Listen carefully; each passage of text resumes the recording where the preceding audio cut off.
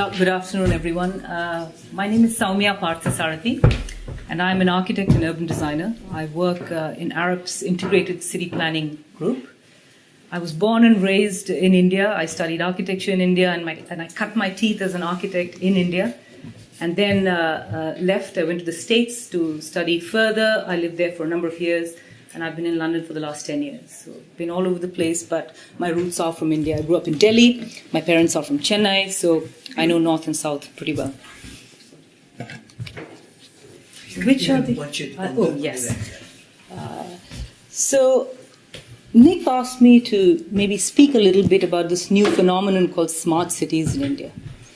And as my title alludes, I think you can't talk about smart cities. It's just too wide a topic. You have to pick an angle. So I'm going to talk about the importance of being smart about water in cities. So for those of you who've heard of it or not heard of it, just a quick introduction. In 2015, India launched something called a Smart Cities Mission. And it was one of the cornerstones of the new Prime Minister's urban policy. It was a new focus in urban India. As Sunan said earlier, the old utopian Gandhian model was rural India. There was really not much thought or respect given to city dwellers. But for the first time in the last 2 years, I think it's begun to be recognized that cities are important. There are a lot of people moving into cities, and that the country better have some kind of a policy and some kind of initiatives and funding and ways to make cities better. Also, the middle class in the cities are really growing, and hopefully we'll get to this when we talk about community engagement. A constituency for having better urban quality of life is growing. And I think that will trigger some improvements, which we'll talk about a bit later. And I think the book that you read, Nick, Transforming Our Cities, is really, in a way, based on the pressure from communities themselves.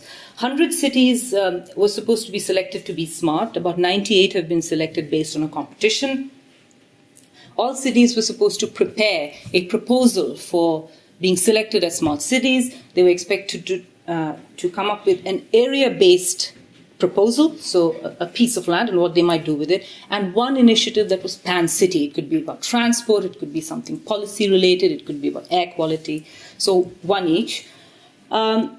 And so what did they come up with? What is an Indian smart city? In the last 2 or 3 years, people have been discussing that. Is it just about technology as we understand it? Is it just about good planning? Is it about making Indian cities competitive globally and getting economic development in it, or is it about social justice? The first 20 cities, I'll come to that in a minute. The first 20 cities are those, and UKTI did a very interesting report on analyzing what these 20 cities are doing with their smart cities proposal. And as you can see, the last column says tier, it's tier 1, 2, or 3, and the Indian cities are tiered according to their population. So tier 1 is the biggest, and tier 2 are, I think anything over 500,000, and tier 3 are the smaller ones. Only 2 tier 1 cities, a lot of tier 2 cities, a couple of tier 3 cities, and some of the future, the others on the list are considerably smaller cities. So it's a full spectrum of cities that are being selected for this program. So what do the cities really want? And I just picked this up from the UKTI report. 35% of their proposals that they want as part of their smart cities are built environment related. And if you dig down into that, it's about housing, it's green building, and it's waterfront development. A lot of these cities are on rivers or are coastal, and some of their waterfront developments are just making, fancy developments along the water, but some of them are about flooding and about dealing with informal settlements that are along waterfronts. Transport is a big category of investment. Water and wastewater is a big one. Interestingly, pure technology, which is about e-governance and things like that, which you normally think, is just 7% of the total. So it's very clear that smart cities in India is really a funnel or a lens to begin to think about how to approach cities. And I think that's the way we need to look at it. Where's the money for this? The first 20 cities have proposed programs that will cost approximately £5,000 million, of which 2/5 come from government grants, and the rest are from PPP models and debt and so on and so forth. The following 4 points I've put in, because there are other missions in India that have sort of an equal level of importance and are able to get some funding. And the more we can, those of us who work in India can start making links between these missions, we sort of ride the political wave of what can be implemented. So the Swachh Bharat mission is the Clean India mission. It's about sanitation and building of toilets. There's an Atal mission for rejuvenation and transformation called Amrit, and that's like a smart cities mission, but it's for the 500 cities that don't make it on the top 100, and they are smaller cities, and the focus of that mission and funding will be on urban services, so better garbage, better water supply, better energy, and so on, rather than any big capital-intensive things. The National Water Mission, particularly the Clean Ganga mission, is a very important mission in India. There's an interesting statistic which says that 75% of pollutants in Indian rivers and lakes is municipal sewage, not industrial. And the last point there is an interesting one. In 2013, the Companies Act made it mandatory for all companies above a certain turnover to spend 2% of their annual profits in CS on corporate social responsibility. And if you add all that up, if you look at all the companies in India that qualify, and it's an annual potential spend of about $8 billion US. And many companies obviously are already spending money on CSR, so it's not new money that comes into the picture.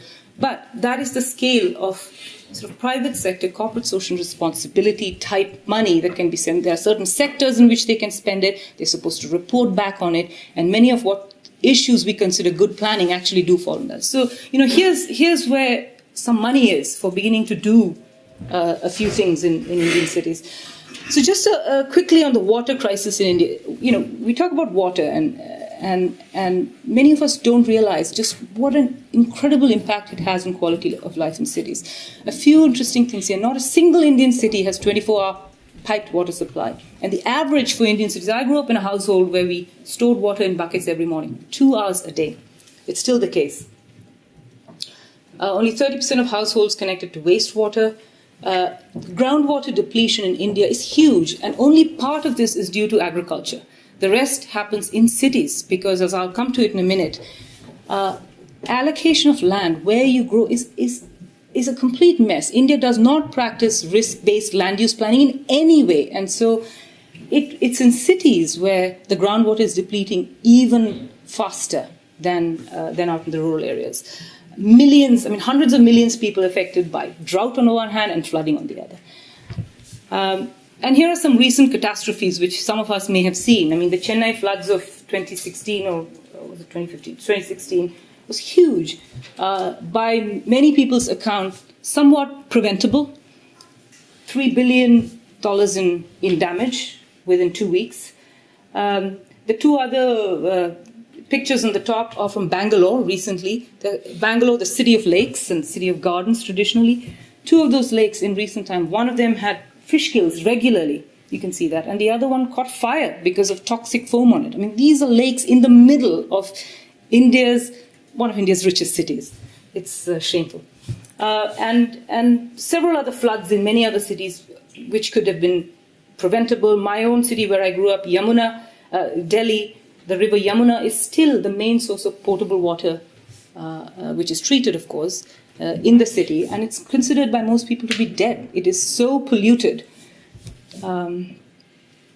So Arup did a little report for DEFRA recently about water security in India, and they picked the top 10 issues which are important water issues, and these are the top 10. And I just highlighted a few because they have incredible impact on urban quality as well. So I'll just skim over this slide. It's just to show that there's been some work going on from the Foreign and Commonwealth Office and Prosperity Fund related work to try and identify issues around water in India. And I think those of us who work in the UK should keep an eye out on that, because there may be some sources of funding if we can figure out the right projects. So just very quickly, Chennai in 1980 to the left and now it's to 2010, but you can say now to the right. That's the Corporation of Chennai boundary, and that's the kind of urbanization that has taken place.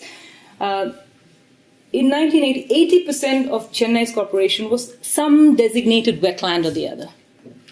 It's 15% now. And that one, if you could see, there's a little color that comes up. That was the extent of the area that flooded. And one of Chennai's most important sort of projects at the moment is the IT corridor that's being built roughly from here to here. And this transect here is where, Chennai had these big lakes, and you can see the marshland, which is slowly eroding. The water, they would link to each other and flow into the sea. There's this big, we talk about transport corridors, and maybe they're important areas for urbanization. Actually, sometimes the big transport corridors are designed in the absolutely wrong place. Not that you can do much about that, but there you go. And that's what happened recently. Floods, not just in the IT corridor, but obviously having a huge impact on more informal settlements who also live along the coast. Bangalore, this was quite a while ago, 1885, it was a city of lakes. Actually, it was man-made tanks that were built at different levels, and they were all connected. So some of the tanks or the lakes would be full all the time, and the others would fill up during monsoon. Most of them have disappeared. You can see there's hardly any left in 2014. And I just want to, so going back, we're actually doing a little project which I'll briefly tell you about in Ulsur Lake, which is there. There's another huge lake here, which is sort of connected, called Belandur Lake. It's off this map, but that's what it is. And I just want to bring you, there's an airport right to the north of it. Just look at that yellow circle, which I'm going to zoom into. That was in 2004. It was fairly agricultural. People still recognized that you shouldn't build on some of these tributaries that fill the lake during rainy season. That's what it is now, in 10 or 12 years. And so that, over there, is this big IT park. That's what these typologies look like. Very nice. Barely 2 kilometers away, that's the lake that caught fire. Because it's silted, it's unclean, there's no water flows left. What can we do about such things? I just want to end with showing a small project that we were asked to do for a private developer in Ulsur Lake, which is one of the lakes which still exists. It was built in the 16th century by the royal family. It had this kind of beautiful landscape, and it was part of that whole system of water catchments that the city was famous for. And it's actually still quite nice now, despite the occasional fish kills. It's still full. The developer called Prestige Developers, who works nationally, are headquartered in Bangalore, and they are in one of those high-rise buildings you see.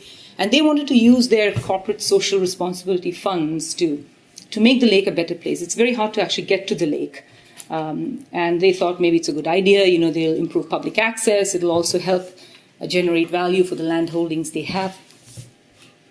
But when we looked at it, we realized that there was no way you could get public access in it till you had a strategy for cleaning the lake, essentially. And they said, oh, that's fine. We will invest in water treatment plants. But if you actually followed what was happening to the lake, a water treatment plant wouldn't have done anything. So we went back and we saw some of the tributaries and these little nalas or canals that actually feed into the lake. And that's where the problem really started, because there's a lot of informal settlements along those nalas up to the north that dump their sewage and so on into those nalas. They don't have a choice because they are informal, and therefore they can't actually connect to the sewer. And when we recognized that, and we did some studies, and we figured out if you could solve that problem, essentially 50 to 60% of the pollutants in the lake would disappear. And then you could begin to treat a little bit. And we came up with this whole strategy of maybe bringing the lake back to sort of potable quality over time. And the developer was very happy to use their, they had a sort of a community liaison officer who didn't do very much in their staff. And now he said, I'm going to do this. So they go to the community and they're working with them, developing septic tanks and other things. So over a few years, maybe 3 or 4 years, they feel they can actually begin to really reduce pollution into these nalas. So I think we've a little bit transformed the brief for them, and they bought into it. And then we said, once you're able to start that process, you begin to reactivate it, figure out, where people can come and what the landscape design around the lake could be like. Lobby for some better transport and public transport connections so people can actually come to the lake, and think of engagement and governance, because it's not just a project. And so, that's what the lake could look like. It could be a hugely beneficial, a high-quality place in cities like Bangalore. And there are hundreds of lakes in Bangalore and Chennai and many other places which could benefit from some kind of thinking along this nature, a place to go at nights, a growing middle class, but also a growing poor population that has access to an amenity. I mean, India is notoriously poor in green space per person. London, for example, has something like 50 times more green space per person than Mumbai, for example. And many other cities are similar. I just put this, it's not to read, just zooming in. One of the products that we did as part of that Ulsoor Lake project was an implementation timeline where we said, do a Friends of the Lake, do this, do that, which was more important than some of those pretty pictures, because this is what now they have up on the wall, and they say, okay, it's time to do this, and it's time to monitor the water quality or whatever. So just want to end with some lessons. Obviously, there are some technical lessons on mapping stuff and doing better land use and so on. But the one thing I would like to say is, I think if we just took a bird's eye view of these problems in India and say, I wish, the policy would change or we'd get all this money, I think we could be waiting forever. I think it's really important we work on small inspirational projects and look at them in sort of build connections to bigger things and try to make them replicable so they can be used or a little bit inspirational. So I think there's a lot of power in a small project that begins to change culture and thinking rather than just think, the policy has to change. So that's all. I'll leave you with that. Thank you very much.